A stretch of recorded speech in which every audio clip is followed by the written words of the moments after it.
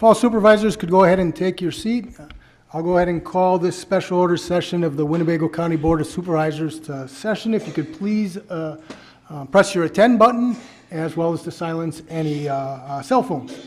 So first item on the agenda is the Pledge of Allegiance, followed by the invocation with Supervisor Lott. So if all could please stand.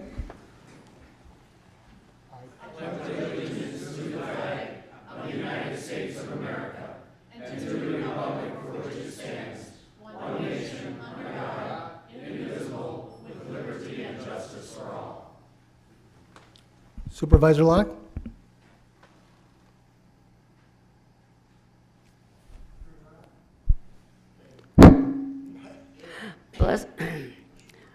Bless us as we gather for this meeting.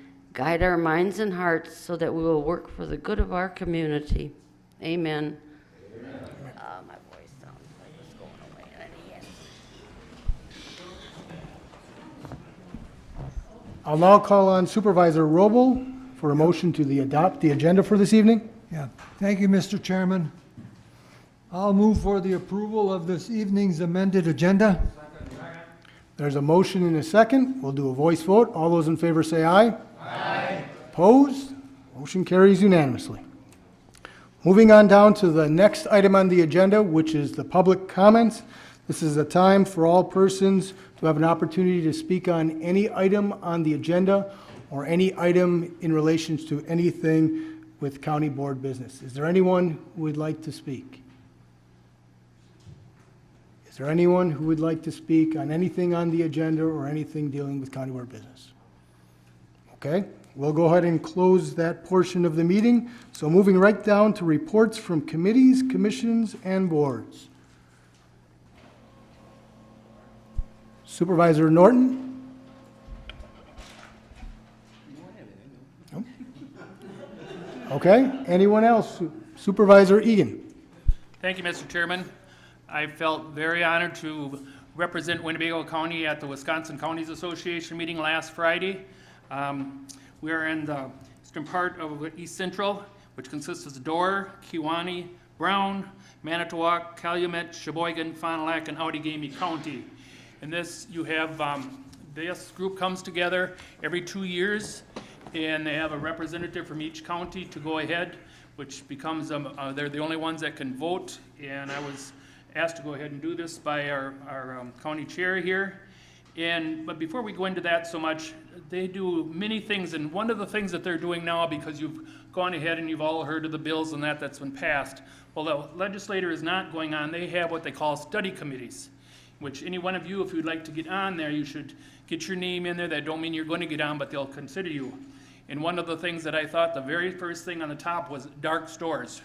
So some of you that are so interested in it. Minor guardianship, child placement support, meetings of Alexa, police body camera. What else was there? There was one thing that I thought that some of you might be very interested in is the juvenile correction meeting, which is going to be May 3rd at the Hotel Mead, Wisconsin Rapids from 1 to 4.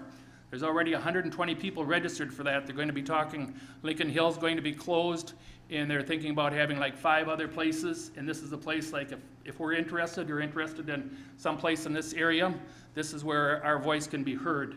And that don't have to be on one of them committees that's open to anyone. So if you'd like to go to that, you go to www.wiscounties.org, and you can go ahead and get signed up and go to that. They also had very many things that they've gone together on, and they've gotten Next Generation 911. They got $7 million put into the budget for that this year. Joint agencies. Now we can go ahead and we can work with other counties, which we weren't able to before. Child welfare funding. We got 40% of that put towards the children now, which before it wasn't. So that would amount to like $5 million in children aid that was put towards. Local transportation fund, the most that's been put into it for over 20 years.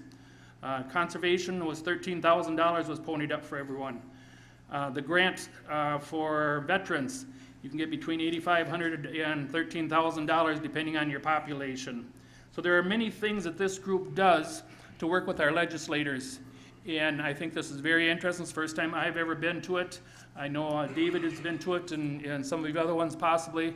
But when it comes up again, I think it's very worthwhile to go to. I know quite a few of you are going to the legislative committee, and I know there's meetings going on there, and hopefully some of you will be going to them meetings as those that attended that, because I'm not just going for the partying's sake, because I think there's a lot there to be thought about. But the big thing, I shouldn't say the big thing, but one of the things that was brought up, so then there's elections held.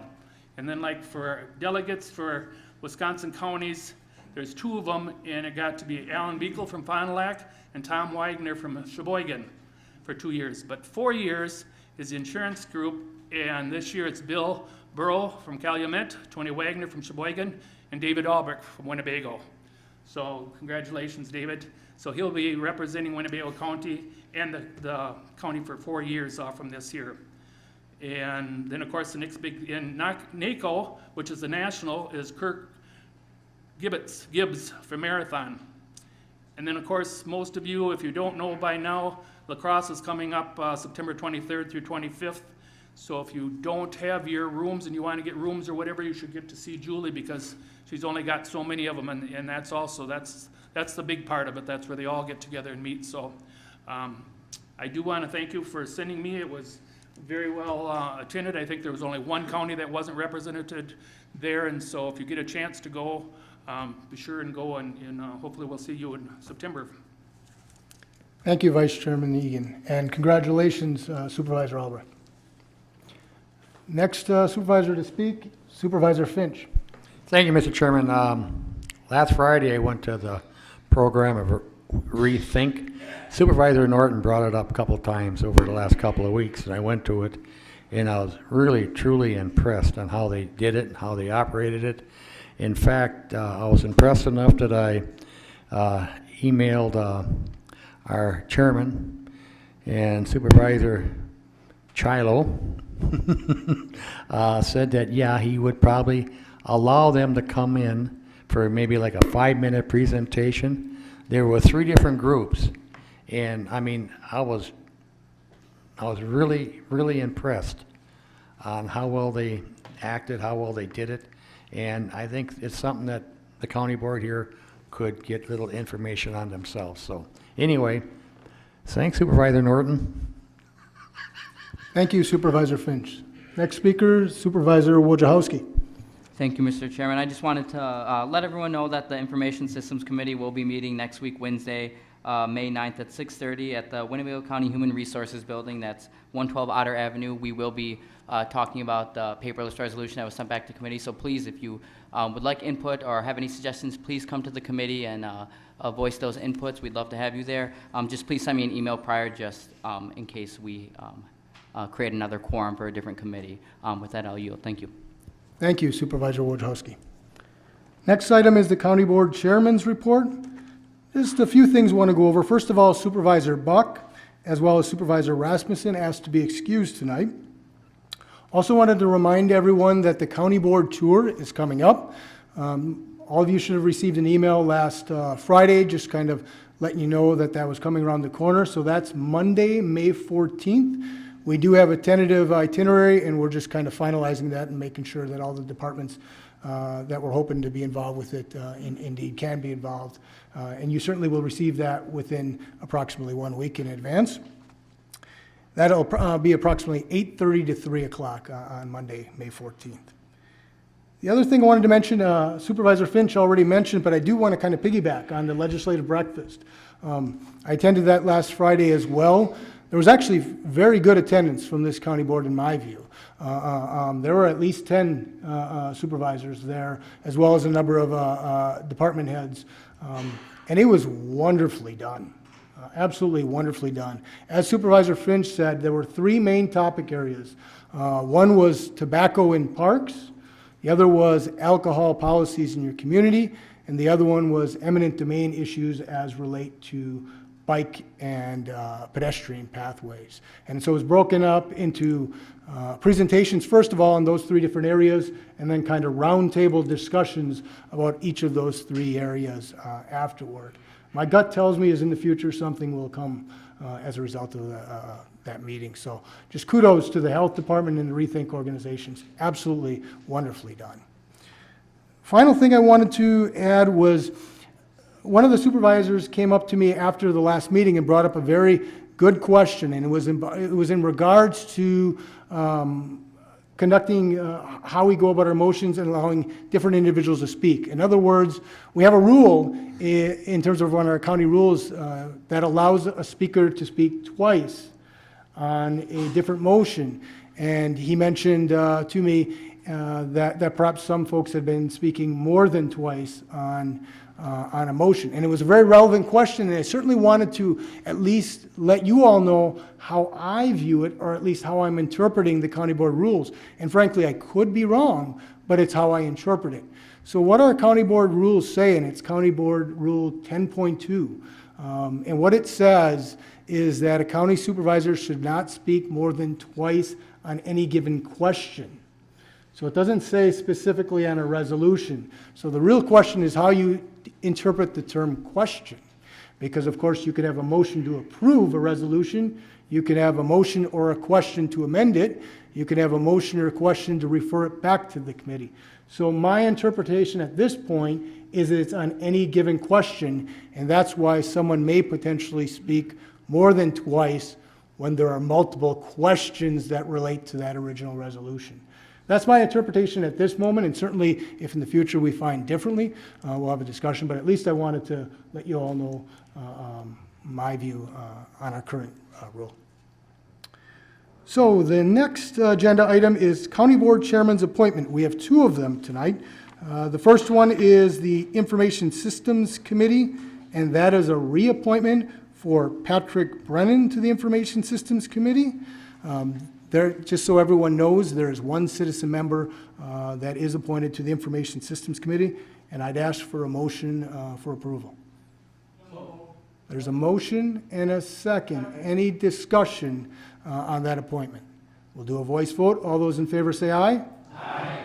Opposed? Motion carries unanimously. Next one is the Land Conservation Committee, and once again, this is one of our standing committees, but there are two citizen members on that standing committee. And so the appointment recommendation is for Bruce Bond. This also would be a reappointment. Is there a motion? There's a motion and a second. Any discussion in regards to his reappointment? And a voice vote. All those in favor say aye. Aye. Opposed? Motion carries unanimously.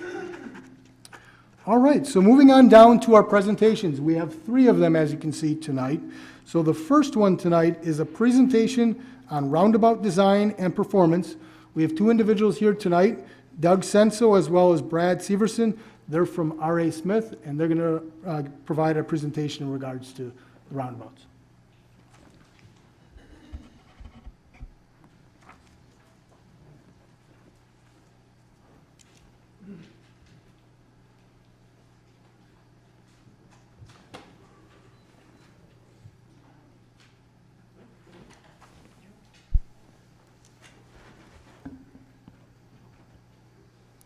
Well, first off, good evening. I want to thank the chairman and the board members for inviting us. Our talk tonight is primarily going to be a little bit about roundabouts, the little bit of the history of them. Then we want to concentrate more on the updated safety and crash statistics on roundabouts as they've been implemented in Wisconsin here for a little over 20 years. So with that, I'll begin. Should again introduce Brad Severson from our office is with me tonight, and Brad is going to pick up the second part of this presentation. So with that, we'll begin. So like I said, a little overview of what we'd like to talk about tonight. Roundabout implementation in the U.S. and in Wisconsin. Why roundabouts? Why is this intersection type kind of gained popularity in the past or in the recently? Now we want to concentrate on the latest crash information on roundabouts in Wisconsin. The UW Traffic Operations and Safety Laboratory, called the UW TOPS Lab, has been studying roundabouts recently in Wisconsin and has released some statistics. We thought that might be of interest to the board. And then last, we want to talk a little bit about trends in roundabouts, what we're seeing and what we might see in the future. So let's start nationally. So currently, there's about 250 roundabouts designed a year throughout the United States. The Federal Highway Administration had set a goal that they'd like to see 1,000 roundabouts designed each year in the United States. And currently, there's about 3,700 roundabouts constructed now in the United States. And I want to emphasize that that's what we call modern roundabouts, not traffic circles, these huge things, or mini roundabouts in neighborhoods. So what about roundabouts in Wisconsin? Let me jump back. Nationally, I should say the first roundabout, modern roundabout, was designed in 1990 in Nevada. And the three states that lead the United States in the number of roundabouts constructed are Florida, Washington State, and Wisconsin. So in Wisconsin, we currently have about 560 roundabouts constructed in the state. About 380 of those roundabouts are on the state highway system, and about 170 of them are on the local system. And as you can see, right now it looks like we have about 75 roundabouts plus or minus planned on the state system. And in Winnebago County, you have 26 roundabouts constructed in Winnebago County, and there's more coming. So why the interest in roundabouts? Well, the two primary reasons are operations, which basically roundabouts perform as well or better as two-way stops, four-way stops, or traffic signals, and actually perform a little bit better as far as shortening queues or delays at intersections. But the big one is safety, and that's the emphasis of our presentation tonight. So let's start with some crash statistics. So in the United States, we average every year about over 37,000 fatalities. And you can see that 37,461 in 2016. I think that's the latest statistics we had. And in Wisconsin, the 2013 statistics, so now about 5 years ago, where we have almost 45,000 crashes at intersections in the state, 27% of those crashes are fatalities. So, that's a big number. I guess of the crashes in Wisconsin, we average about 550 fatalities a year in Wisconsin. 27% of those fatalities occur at intersections, so that's about 150 fatalities a year at intersections. Whoops, went the wrong way. So let's talk about Winnebago County. Winnebago County, I believe, I looked up the statistics. Winnebago County has 10 fatalities, averages about 10 traffic fatalities per year. So if about 27% of those are at intersections, that's 3 fatalities a year at intersections. Oops, did I go too far here? Yep. Back one, sorry. Yep, there we go. So let's talk about roundabout crash statistics. So the one study we had on roundabout crash statistics that we all relied on was a study from pre-2000, which was the Insurance Institute for Highway Safety study, which said roundabouts reduce fatalities by 90% at intersections and a 76% reduction in injury crashes. Well, with the proliferation of roundabouts now in the state of Wisconsin, we were relying on a study that was almost 20 years old. So again, as I alluded to, Wisconsin, the TOPS lab, the Traffic Operations and Safety Lab, started a study in November of 2013. And they looked at 24 roundabouts randomly around the state. And they looked at multi-lane roundabouts and single-lane roundabouts, high-volume ones, rural ones, urban ones. But again, it's a limited sample size of only 24 roundabouts. And there was one fatal crash in the roundabouts, and I'll talk about that. But what they did find was a 30% reduction in injury and fatal crashes. But they did find a 12% increase in total crashes. And where they found the increase was in the property damage. So we're looking at more of, not injuries, but more of the minor fender benders. So the one fatality, I'd give you a little more information on that. The one fatality happened on a roundabout in Calumet County, County Highway N and US 10.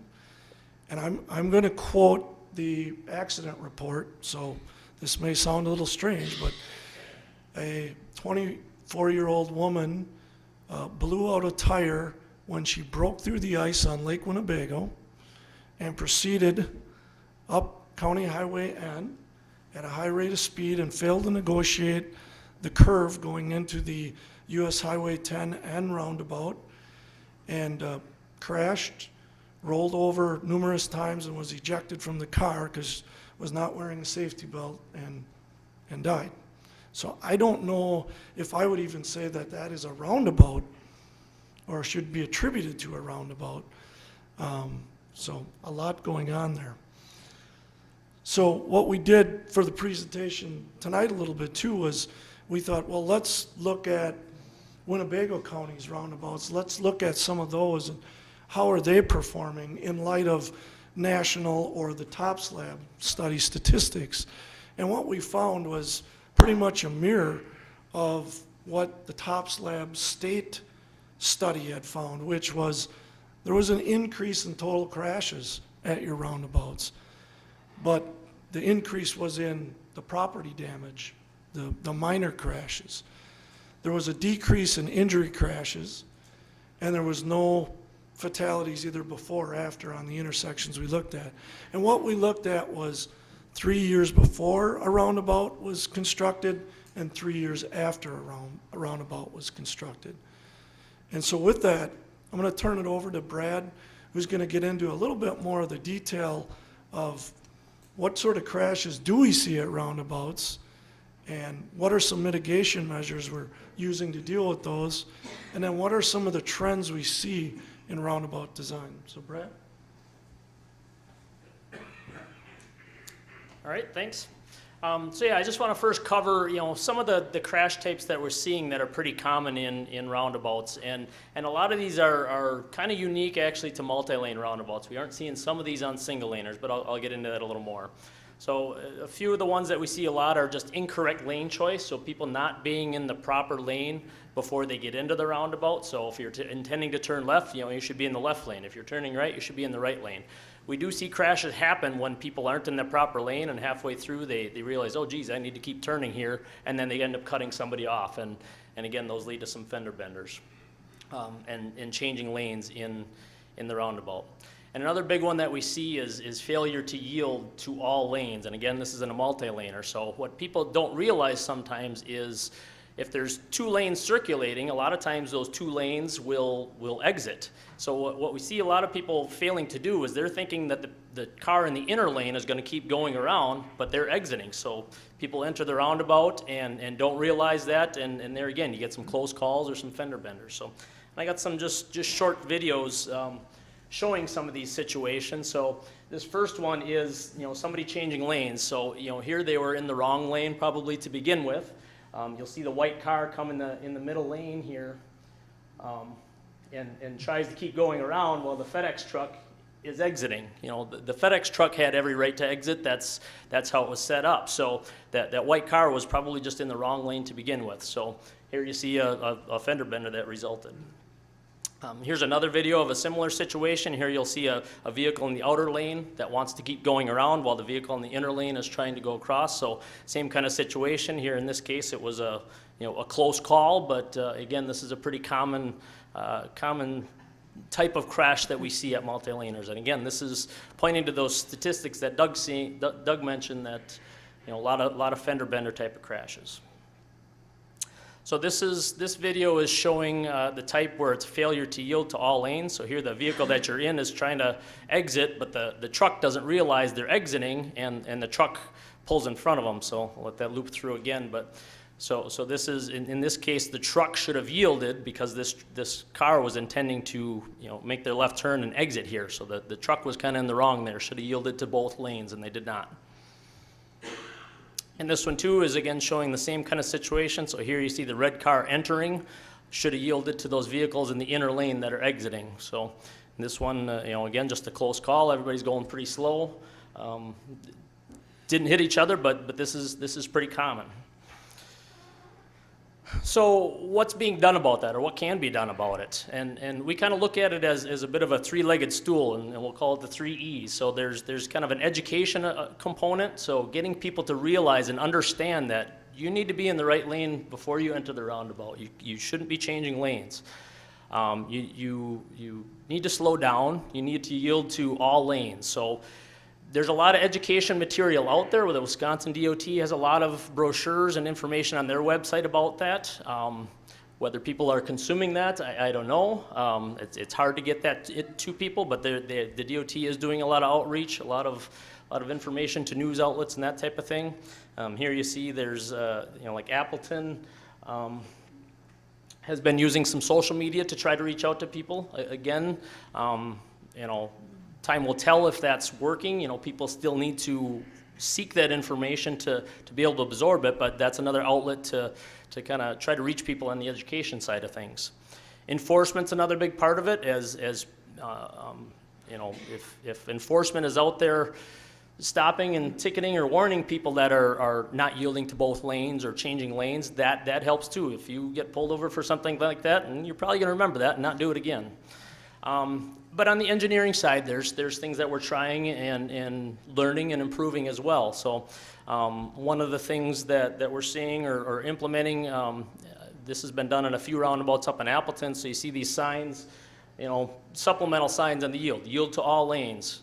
This is a big sign that goes in the middle of the roundabout. Again, yield to all lanes and showing people there's 3 lanes in front of you. Make sure you yield to all of them.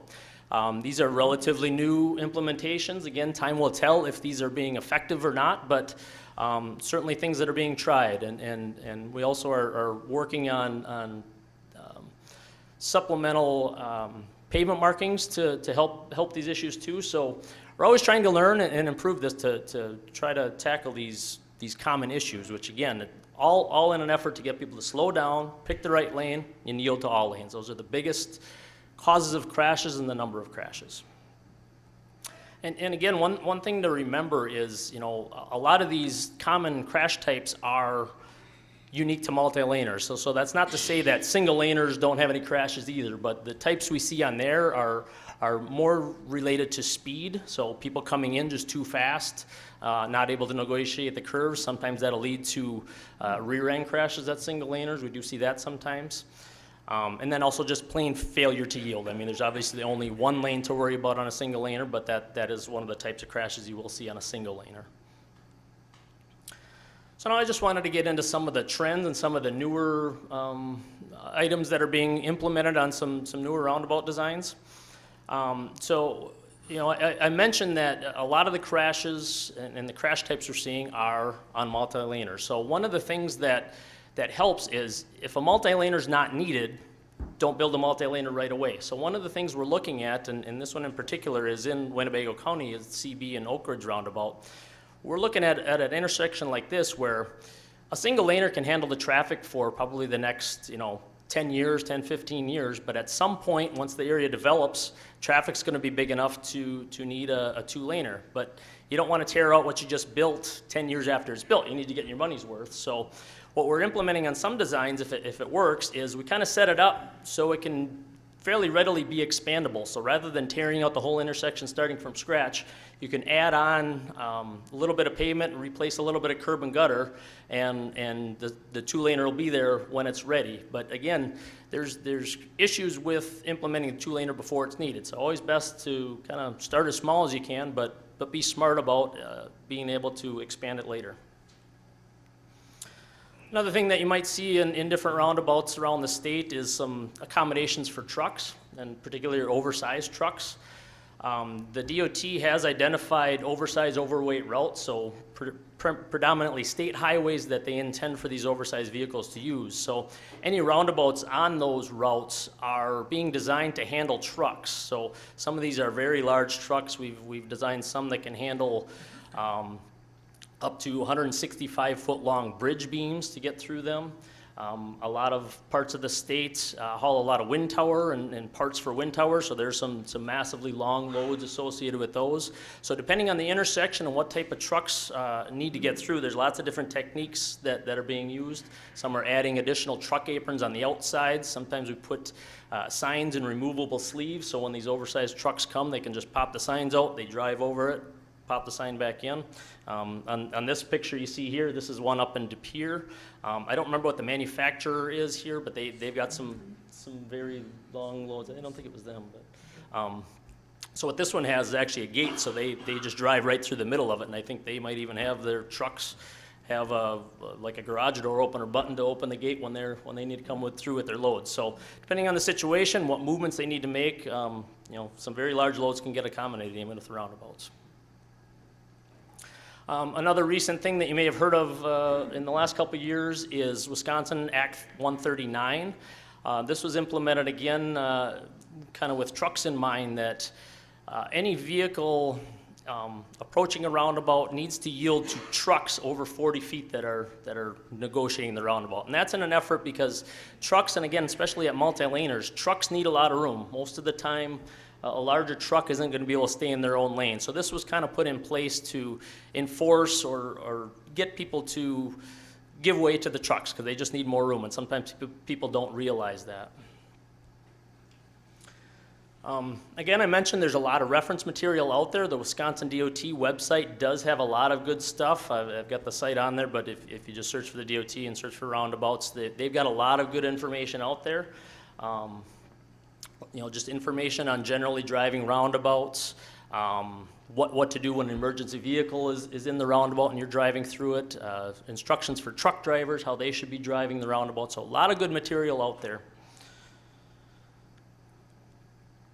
So just some crazy designs. There's lots of new things being thought of. I don't know how well you can see some of these. These are some just crazy ones in different countries, but these are some examples of this one's a Dutch roundabout. They call it a turbo roundabout. We're nothing that I've seen implemented here in the States yet, but something that people are considering. This one's called a magic roundabout. If you're bored sometime, Google magic roundabout in Swindon.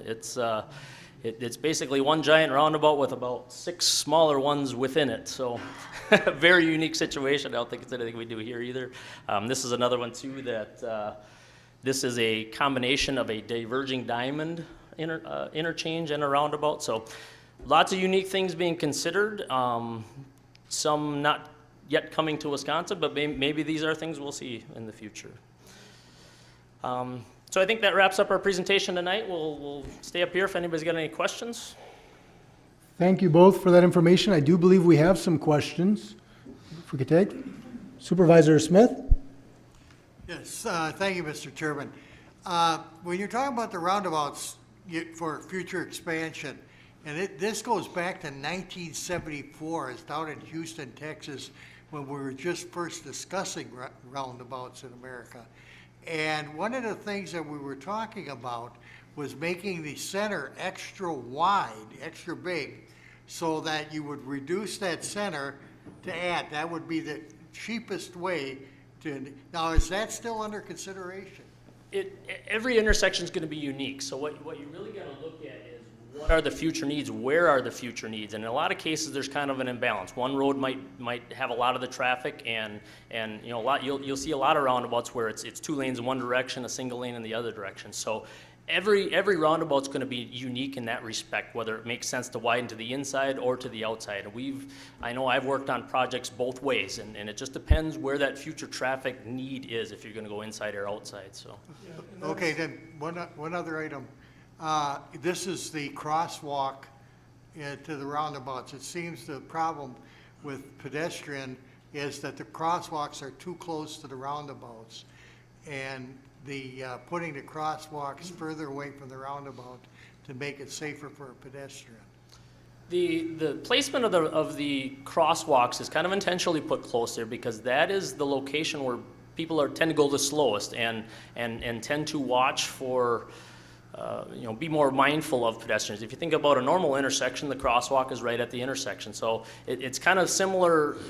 You want to do it similarly for a roundabout, because that's where drivers' expectation is going to be. And the other thing, pedestrians aren't going to walk any further than they have to. If you pull those back, say, 50, 100 feet back from the intersection, well, if you just want to go across the road, you're not going to walk 100 feet out of your way, across and back. And that's the problem you see if you do try to slide them back. And as far as I know, there hasn't been a lot of issues. I won't say there's none, but I haven't heard of a lot of pedestrian issues too bad in Wisconsin roundabouts. Thank you. Thank you. We have a couple more questions.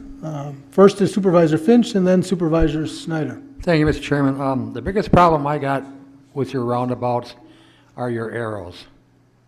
Twice I almost got slammed because the person on the right-hand side, instead of going straight, when you got the arrow going this way and then this way, he's going to turn. And is there any way that you can develop or do something to eliminate that type of an arrow, or I should say arrows? I mean, maybe it's just me, I don't know, but twice this is happening where they swung right in front of me. Again, that's pretty related to that common crash type that we see with people being in the wrong lane. If you were turning left, they probably should have been in the left lane. And as far as the actual markings, there's been some in Wisconsin, a lot in other states where they do a different style of marking. They call it a fish hook, and it actually, rather than in most Wisconsin roundabouts, we use a normal looking arrow. Sometimes it'll have the dot in it to kind of indicate the circle. Other states and a few places in Wisconsin early on, we tried these fish hook ones, which are more shaped like an actual roundabout, showing you going around the circle, making that left turn. What they've tended to find is people get confused by that arrow, because on the ground it just looks like a squiggly line. So that's been the tough part with implementing something like that. Yeah, but on something like that, cannot the people through a period of time be educated? I mean, right now, the roundabout's been thrown at us. I don't know how much training we've got, if any. And if, what you just said as far as that, I think somehow, some way, and I don't know how to do it, that's what you get paid the big bucks for, right now? To somehow educate us people. I don't know, But No, I definitely get what you're saying, and like I mentioned, education is a big part of it, and it is trying to get that information out to people that, you need to pick the right lane, don't be changing lanes while you're in it, and it is a challenge. I wish I did know the right answer to get everybody to absorb that information and understand it. Unfortunately, it's not there. The plus side of things, and again, the statistics point to it, what helps with the roundabout, why they kind of work and why we're looking at them so hard is because everybody's going slow. People make mistakes. You make a mistake at a roundabout, everybody's going slow. You saw some of the videos. There's close calls, yes. There's fender benders, yes. But if you make a mistake at a signal or a stop, it's going to be a T-bone or a head-on. The fatality he mentioned, if that was a regular intersection, it could have been other people involved in something like that. So that's kind of why they're working, and yes, it's not a perfect solution. It's not doesn't eliminate every problem, but they work because of that. So one of the lines I always liked is, crash at a roundabout needs a tow truck, not an ambulance, and that's really what we see. thank you. Thank you. We have several other supervisors with questions and comments. So next is Supervisor Snyder. Thank you, Mr. Chairman. My son lives in Flagstaff, Arizona. We were just out to visit him, and about half a block from his house, there is a roundabout, and the center is nothing more than a paved convex cement disc. And I was shocked that a lot of people did not round about. They got right across the disc. And so it's all in the design. I understand that, but I don't know who would have designed that Well, roundabout. yeah, I guess I would first ask you, and I would bet that that circle is pretty small in the middle. About 20 feet Right. diameter. So again, when I started my discussion, I talked about a modern roundabout, right? That's really what we would say is like kind of a traffic calming circle, you know, to slow you down. Hopefully you're gonna go around it, and you're not gonna go over it, but if you go over it, you're gonna go slower. So it's really not a modern roundabout. That would be the answer I'd give you. So unfortunately, I think that's just more of a traffic calming circle than a modern roundabout. Okay, great, thank you. Next supervisor, Supervisor Borchardt. Thank you. A question I have, is there a design criteria for Wisconsin roundabouts to consider snow? Yeah, I think one of the first roundabouts, early roundabouts that was built in the United States was built in Vail, Colorado. So you can imagine they had to think ahead about snow, and you know, certainly I think, you know, we take that into account in our designs. I think we've heard, and Brad, you can step in, that I don't know if it's the case in Winnebago County, but we've heard from others that the maintenance people actually like plowing roundabouts as opposed to a conventional intersection, maybe with turn lanes and islands. They can just kind of get in and go right around and take everything to the outsides. Okay, So- thank you. Next supervisor, Supervisor Konetsky. Thank you, Mr. Chairman. Mr. Severson, what would be the reason that the other states would not comply with the 40-foot vehicle? Is it the design of the roundabout, or didn't they get that far yet? The legislation with the 40-foot vehicle is and really a 40-footer is relatively small. So a bus would be about 40 feet, something like that. So really it was just, I think, you know, I don't know the ins and outs of that legislation, but I think the intent there was any larger vehicle, and they just decided 40 feet was the point there, that people should be yielding and letting those larger vehicles, because those are a lot of times the vehicles that are going to need 2 lanes as they go around. So You said should. Is it the law, or is it? it is law now that if you're coming up to the roundabout and there's a 40-foot vehicle, you need to yield to them, let them take as much space as they need, basically. Thank you. Thanks. Next supervisor to speak, Supervisor Locke.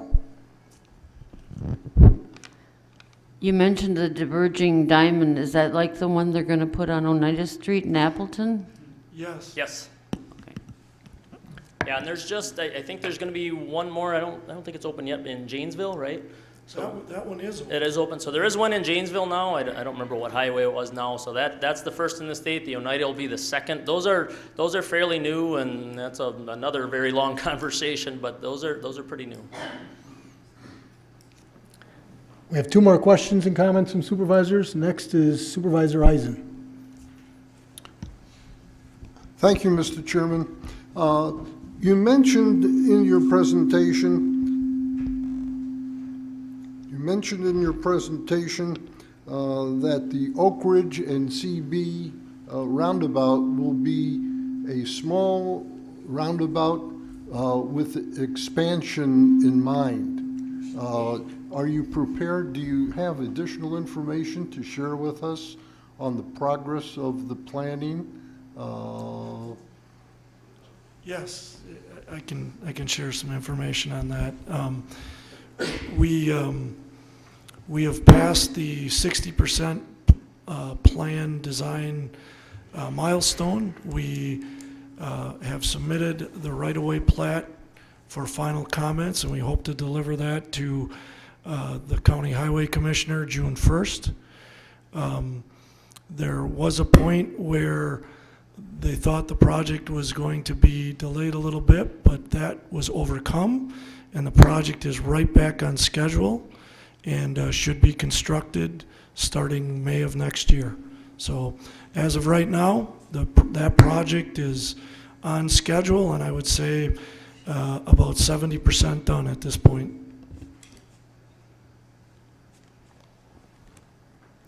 Any other questions, Supervisor Eisen? Thank you. And we have one more supervisor, Supervisor Hogan. Thank you, Mr. Chairman. I know I don't want to get too far off topic of roundabouts, but is there a place where a divergent diamond may be more appropriate than a roundabout?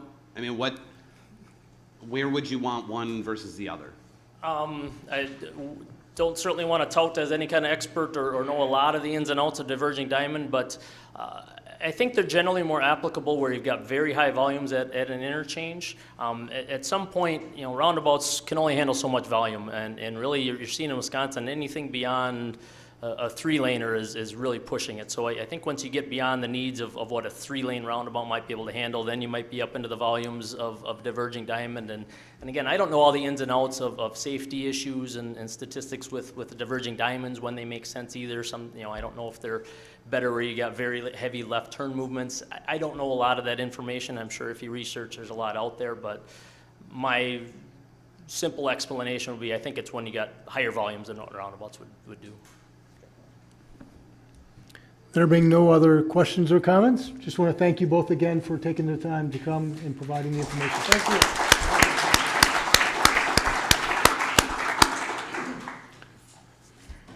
Moving on down to our second presentation of the evening, presentation in regards to the county's general fund reserve, and for that, Vicki Fitzgerald, our finance director, will present. Thank you, Vicki. Thank you. Good evening, everyone. I passed out a sheet for you that shows our general fund balances, and I want to just point out that it starts on the left side with, no problem, with a 2013 fund balance, and goes all the way to the 2017 on the right-hand side. I felt it was important to bring this forward in front of you tonight because I've had a lot of questions even since I started, with certain people wondering where are we sitting with our restricted fund balance, and that's what we sometimes, when we do budget transfers, actually propose to take out of when we finish using our contingency for the year. So I just wanted to really touch base on what happened between 2016 and 2017, and I wanted to point out that the 2017 numbers are unaudited, but we do not see any entries that will be needed to be done. We have the auditors on site right now, and it's been going very well. So. This should be a pretty solid number for for fiscal year 17. Between 2016 and 2017, we did have a 20% increase, and we ended with a surplus of $4.2 million. When we were in budget season, we had projected that we would use $2.5 million of our fund balance to keep us within levy limits. And this obviously did not need to be used because we ended up with the $4.2 million surplus in the end. The biggest portion of this was with the Department of Human Services.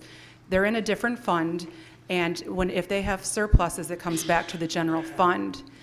With that, this year, they had unexpected, unbudgeted revenues of $3.1 million that we brought back to the general fund.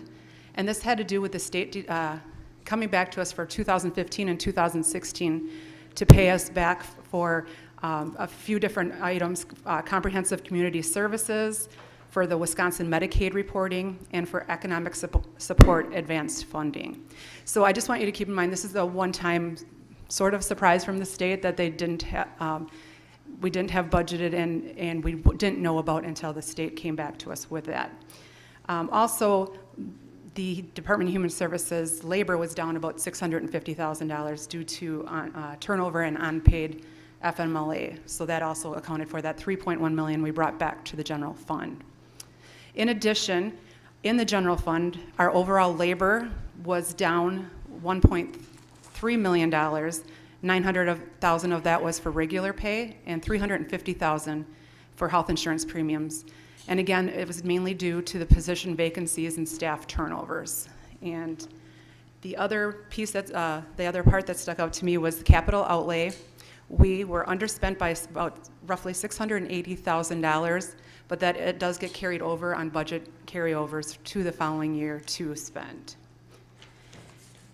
And so I just, again, wanted you to know where we sit with our unrestricted fund balances. And now that I came on board, I've been really looking at all fund balances and really looking at the trends for the last 5 years and really getting a feel for where we are and where we need to be. And we are really at a healthy spot right now.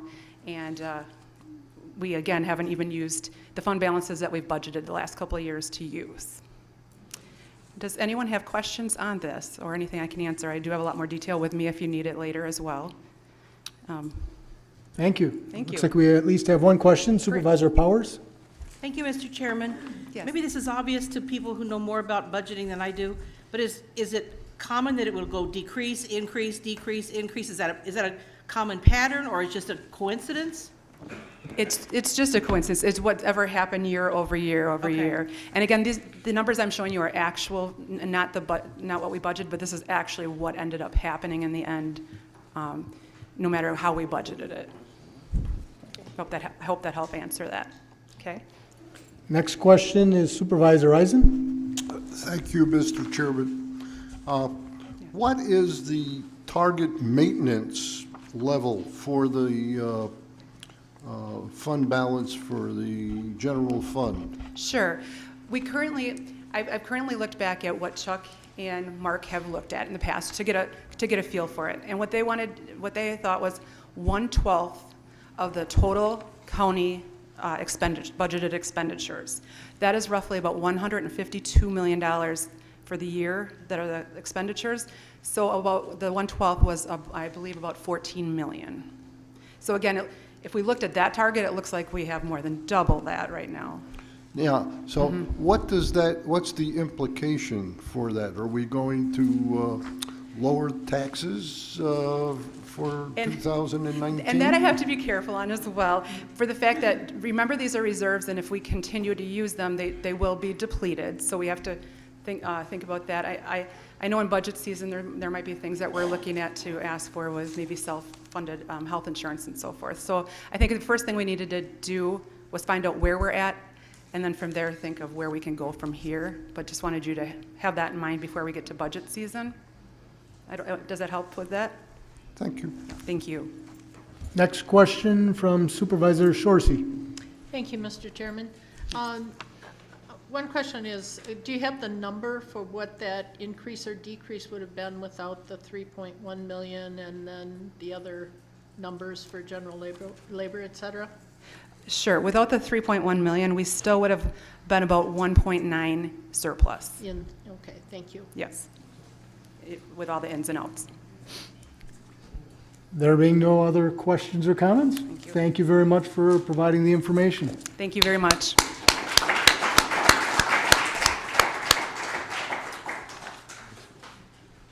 Okay, our final presentation for tonight is a presentation in regards to our per diem forms and processes. And for that, Julie Barthos, our Deputy County Clerk, will present.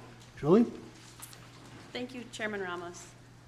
I'm going to go through this really fast. A lot of you have already seen this, but for the new ones, I would just like to explain it to them as well. On our first page, each board member shall be responsible for completing their expense sheets for per diems, mileage, and other expenses. Your per diem sheets must be submitted to the county clerk's office no later than the first Sunday of the said month. And the sheets can be hand-delivered. They can be mailed in the mail or emailed to my email address, and I've left it in the flyer that I handed out. An electronic version of the expense sheet is available from our office. And then there's a phone number there as well that if you need help with it. The electronic version can be done on the Excel program, or it can be done on your iPads. It can be either one. I believe I have instructions if you want to try it on your iPads. County board business and special orders meetings count as full days, and for those you get $75. Committee meetings can be full or half days.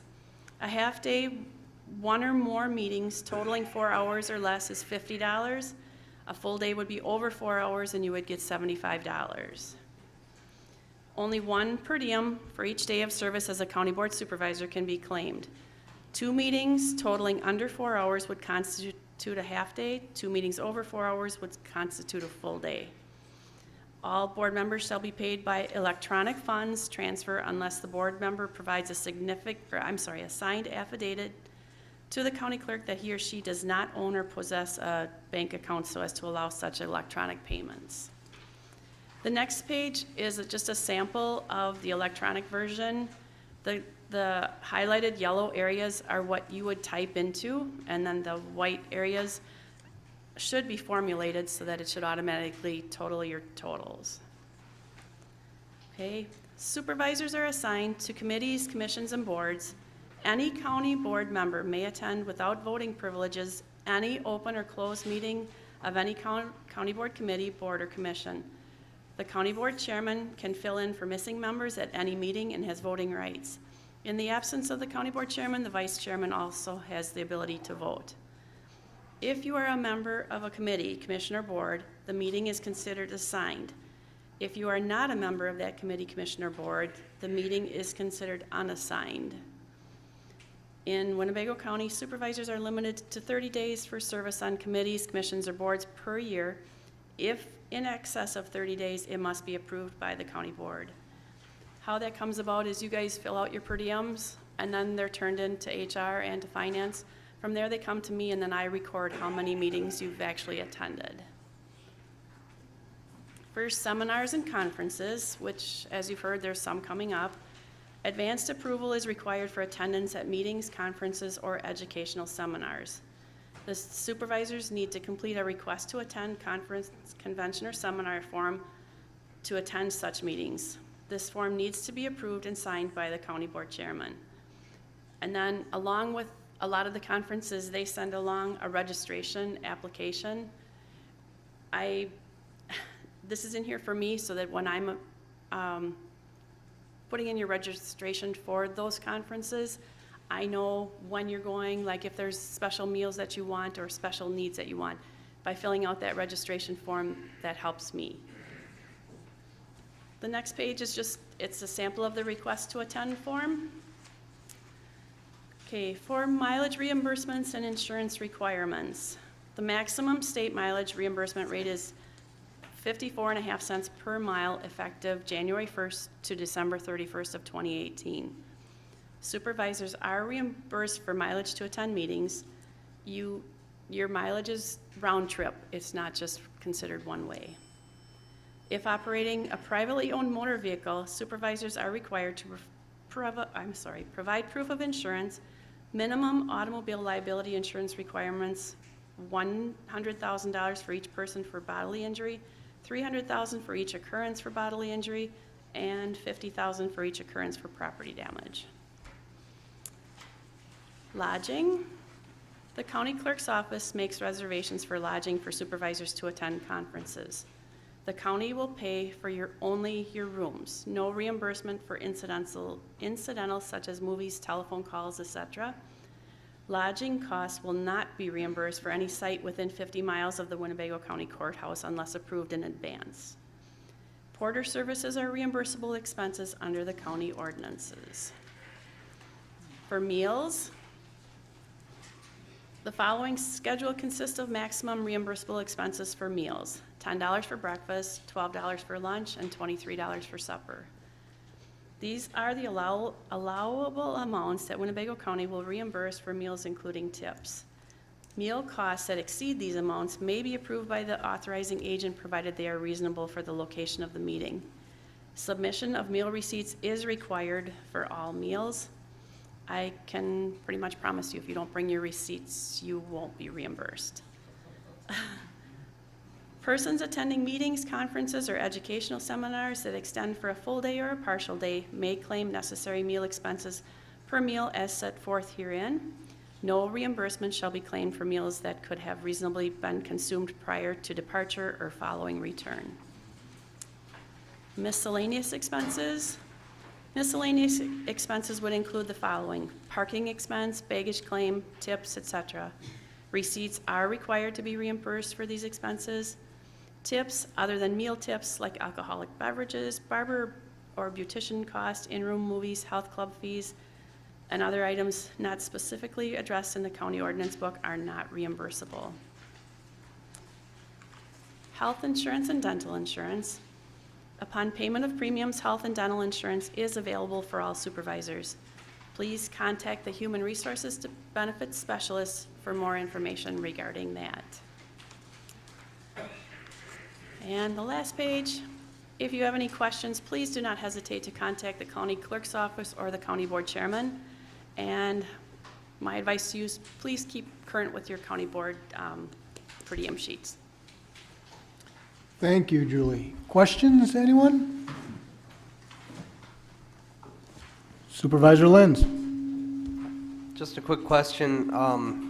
Does it have to be the actual receipt, or can we use like an app for expenses to capture the receipt, the image of the receipt? The receipts go to our finance department.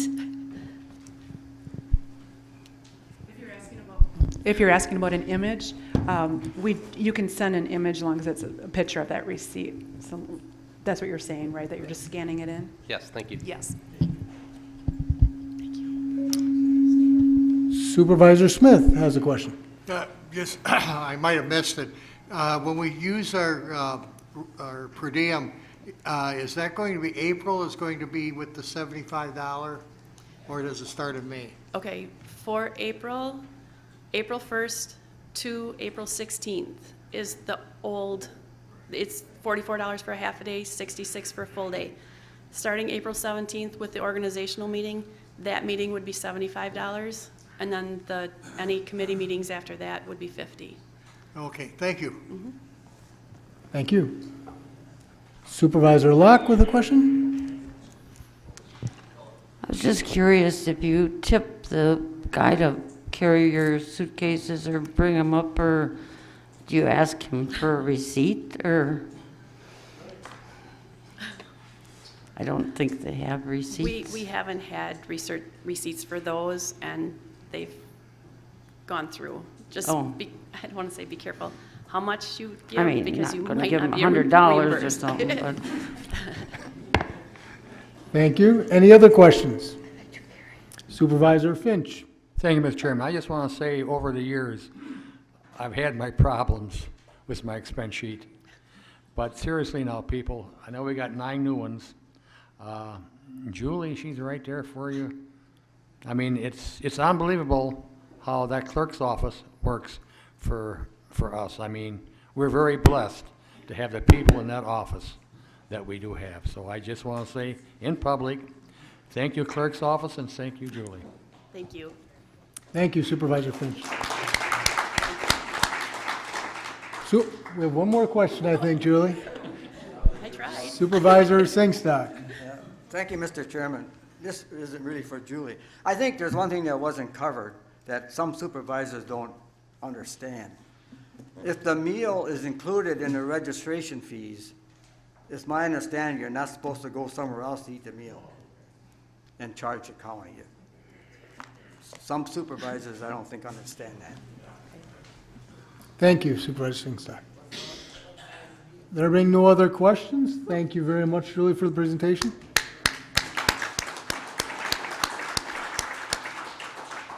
Okay, well, that concludes our business tonight and our presentation. Now, before I ask Supervisor Robo for a motion to adjourn, John Bodner, this is officially his last meeting. I said it was officially his last meeting last week, but tonight officially is his last meeting. And I did learn, John, that you've been with the county for 36 or 37 years. Is that 37? Then I was right. So 36 and a half years. I just want to say thank you for all the service to the county while I was here.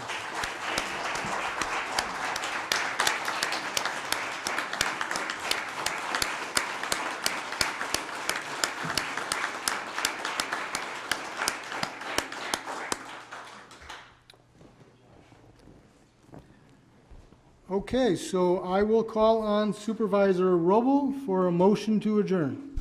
Thank you, Mr. Chairman. I'll move that we adjourn until Tuesday, May 15th at 6 PM for a business meeting.